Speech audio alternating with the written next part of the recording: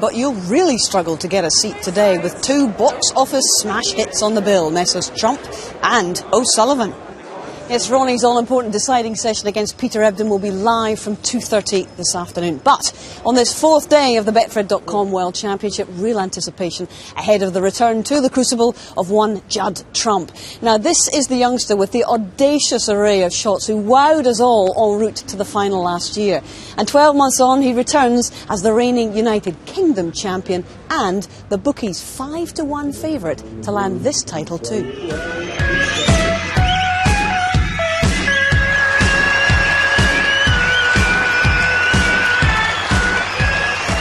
I had a decent year here last year, so just looking forward to getting out there tomorrow and just getting into the tournament.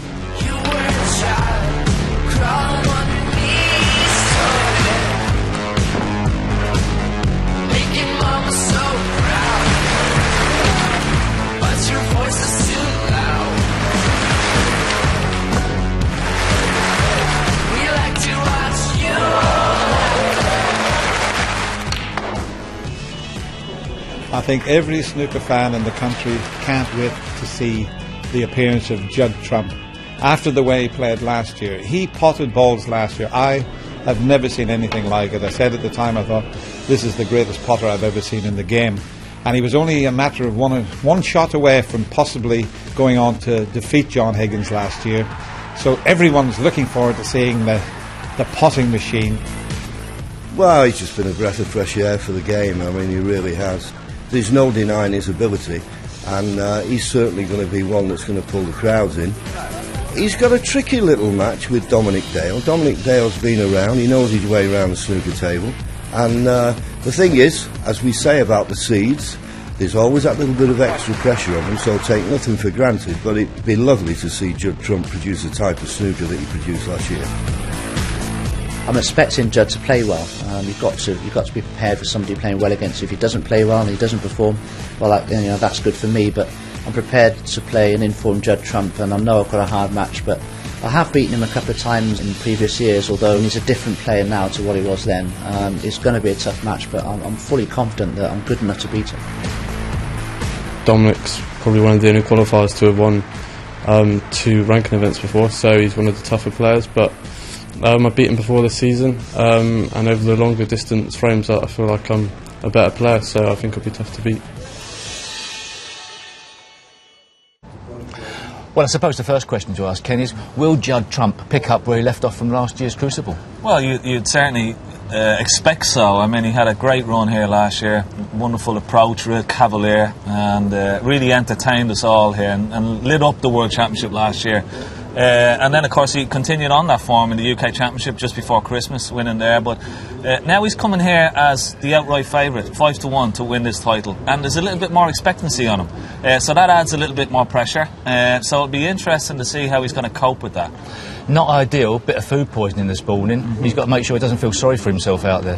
Yeah, I mean, if he's not feeling well, it's the worst place and worst game to play if you're not feeling well out there, particularly with your nerves as well. But, you know, if you've got a tummy upset, it's going to be quite difficult to cope with that as well. But he's also coping with Dominic Dale as well, don't forget, and he's a capable opponent. I know the bookies, Betfred, have quoted Judd Trump up at 1-8 to win this match. He's no way near 1-8 to win this match, because Dominic Dale, a 2-time ranking winner, very astute player, good all-round game, tactically very, very sound.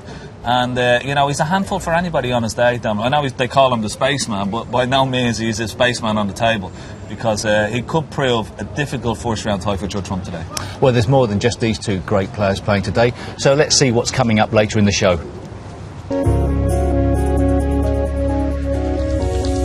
Naughty but nice, Judd Trump's brand of snooker has won a new generation of snooker fans, but how will he handle a new level of expectation? Last year's semi-finalist Ding Junhui boldly went further into this event than any Chinese player has done. Welshman Ryan Daisy's first round hurdle. 3 finals in 8 years. Is Scotland's pocket dynamo Graham Dott once again saving his best for the Crucible? We'll find out against Joe Perry. And we'll be heading down the pub for a Swiftie, but it's softies all round during serious pub quiz business between players and pundits. And we're heading for live coverage as Mr. Endurance Peter Ebdon aims to scrape his way back into things. He's 7 frames to 2 behind in a match against Ronnie O'Sullivan that's been quietly intense so far. It's all systems go, would appear, for the Rocket right now in that one. I have the pleasure of commentating on the final session between Ronnie O'Sullivan and Peter Ebdon. Peter Ebdon's 7-2 behind, got it all to do. Can he come back? We'll see. So we're about an hour and a half away from live play here. Now, 8 men have already booked their passage through to the second round, and 4 of the seeded players have gone home. The biggest name casualty by far, the world number 5 and former world champion Shaun Murphy. A real surprise yesterday when he was shown the Crucible exit door by a man who's only just come through the Crucible entrance door. Newcomer, Jamie Jones of Wales.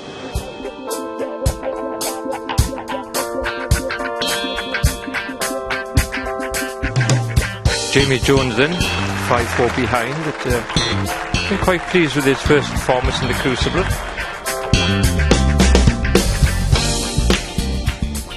That's the red completely.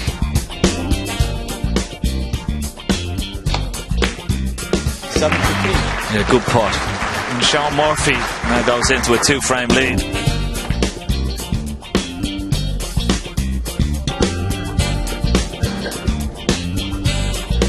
Well, Jamie Jones, 4. Well, unless he's been playing billiards lately, it's another careless shot from Shaun Murphy. Yes, good shot in the last red from Jamie Jones. He cuts the deficit now, but still Shaun Murphy leads 6 frames to 5. Really is impressive, isn't he, when he gets going? Very impressive. 101. How well did he hit that one? Superb shot. Excellent shot. He was 7-5. Now it's 7-all. Another excellent long putt from Jamie Jones. Jamie Jones isn't turning anything down.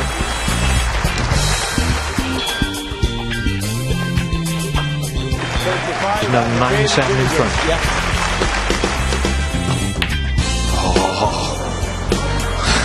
And that's sheer pressure of the Crucible Theatre. In goes the pink. He cuts Jamie Jones' lead. Just 1 now. 9 frames to 8.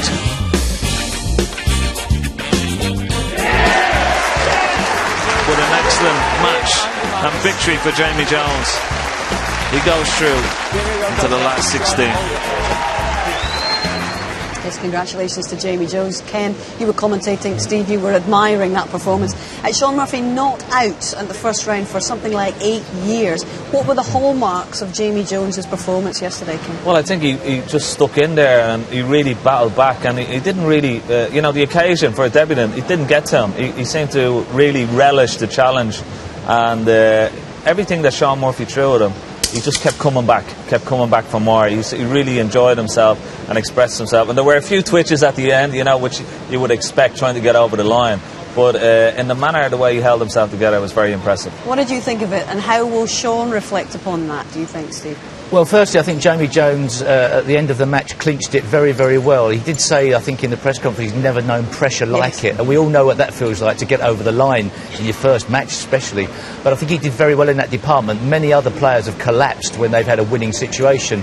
But I was very impressed with, as usual, with Shaun Murphy, the consummate professional, went into his press conference and actually was a complete sportsman. And I think probably a lesson for every player in the game. Indeed, yeah. And I do know that the village of Kimla near Neath was going completely bonkers. So hello to everybody down there, and I'm sure you'll be well up for the next match for Jamie, which will be either Stephen Lee or Andrew Higgins. So well done to Jamie, and indeed well played for the sportsmanship of Shaun Murphy. Now, Yesterday we were also keeping you up to date. That was the big story, but one of the other stories we were following was the continuing development in the story about Mark Allen and his comments about the Chinese players. Now, we heard from Barry Hearn on this programme. We also told you that disciplinary proceedings will be forthcoming in the next 14 days. Now, the papers have been following up on this, and they're absolutely all over this. And Barry Hearn was also mentioning the fact that the double world champion Mark Williams has made disparaging comments about the Crucible, and he too is going to be up before a disciplinary charge as well. Now, Barry said there is a fine or a potential suspension. I don't want to be doing this. It's a very good time to be a snooker player. It's not a good time to be an idiot. It's so frustrating. Now, that's pretty strong stuff from the chairman of World Snooker. Your reaction to everything that's going on, because this story really is developing, and what do you make of Barry's comments? OK, well, first of all, for Mark Allen, just to put the record straight, Mark Allen's a lovely lad. Indeed. And everybody likes the fact that he says what he thinks, and he's a character. But there's a line, and unfortunately on this occasion, as you can see from the amount of column inches it's generating, he's overstepped the mark. With Mark, obviously, we know full well he likes to say things and he doesn't care about the consequences, but there are consequences. This is Mark Williams you're talking Mark Williams, about, yeah. sorry, Mark Williams, yes. There are consequences, and the disciplinary machinery will be rolling. It remains to be seen what the outcomes are, but they are being taken very seriously.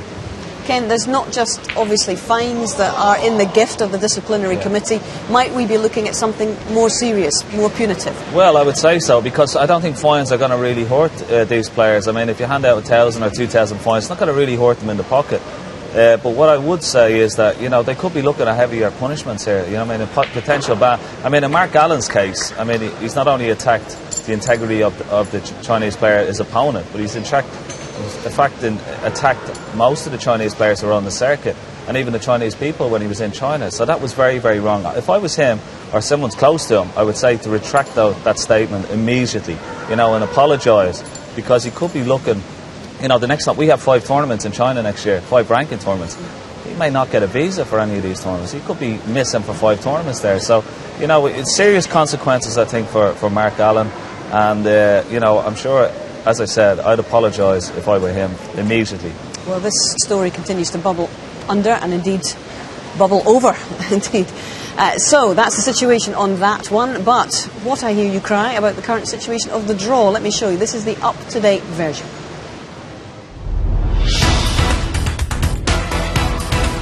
After surviving a decider, defending champion John Higgins will now face fellow Scot Stephen Hendry for the first time ever at the Crucible.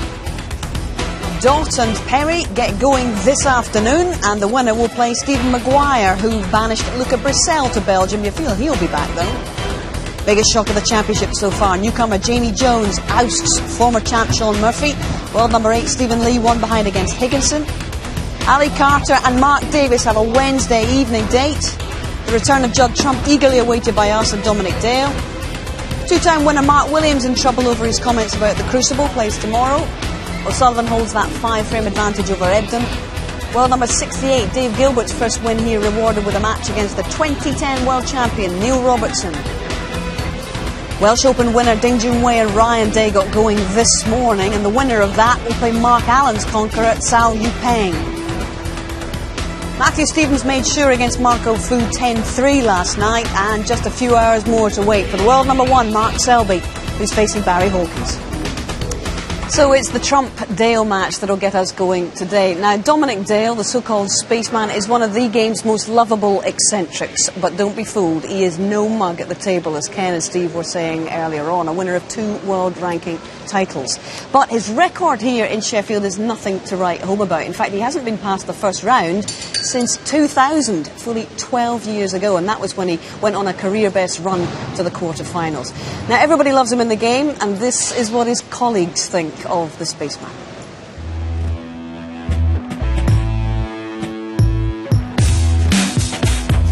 The spaceman, now he's a great player, he knows a lot about things, and but he's a good laugh as well. He won 2 ranking tournaments, probably should have done better. I mean, he seems to do well for a couple of seasons and then he goes off the ball and then comes back, but a great player. He's had them 2 days in the sun where he's come away and I've got the trophy and I've beat everyone. If he gets in amongst the balls, he's probably just as quick as Drago or maybe even Ronnie. One of the most skilled players we've got on tour. I think he's ended up in the wrong profession, really. I think he should have been opera singer. As mad as they come, unfortunately for me to say that, I like the lad. I haven't even got any words I can say about him. It's just strange. Dominic Dale is very